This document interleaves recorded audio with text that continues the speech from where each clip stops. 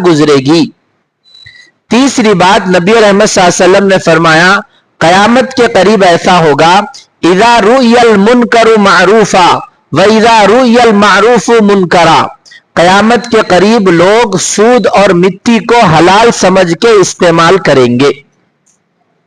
ये अलामत है।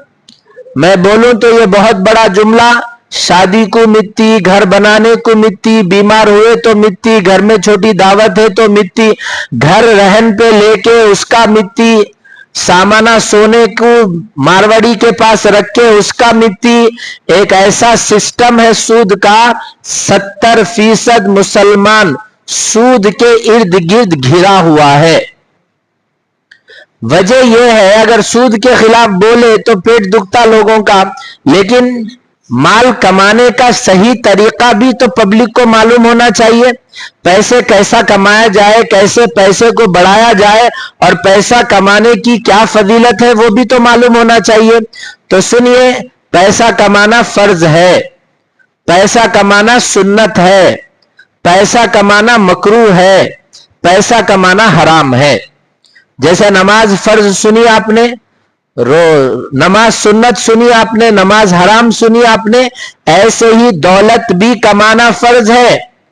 अगर ये सूरत हाल है, घर में दाना है ना पानी है, मस्जिद में जाके भीख मांगने की नौबत आ रही, चोरी करने के ख्यालात आ रहे, किसी का पैसा ऐंठने की तदबीरें दिल में आ रही, कर्ज लेने की नौबत आ रही, ऐसे आदमी को पैसा कमाना फर्ज है।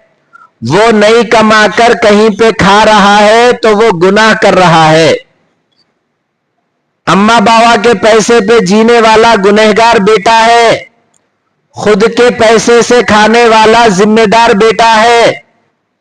दूसरी सूरत है सुन्नत।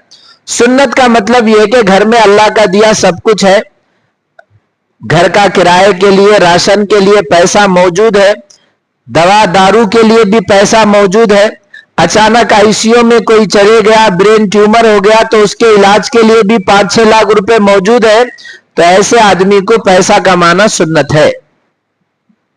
तीसरी सूरत है मकरूह है। मकरूह है, क्या है मकरूह? दिवाली के पटाखे बेच के पैसे खा रहे, ये मकरूह है। क्या कहते हैं, झूठ और धोखा दे के पैसे कमा रहे हैं, मकरूह है। हराम है, शराब बेच के पैसे कमा रहे हैं, कोई गलत चीज बेच के पैसे कमा रहे हैं, यह हराम का कारोबार है। सूद पैसे दे के पैसे कमा रहे हैं, यह हराम है। लोग बोल रहे भाई कारोबार जैसे जायज है, मिट्टी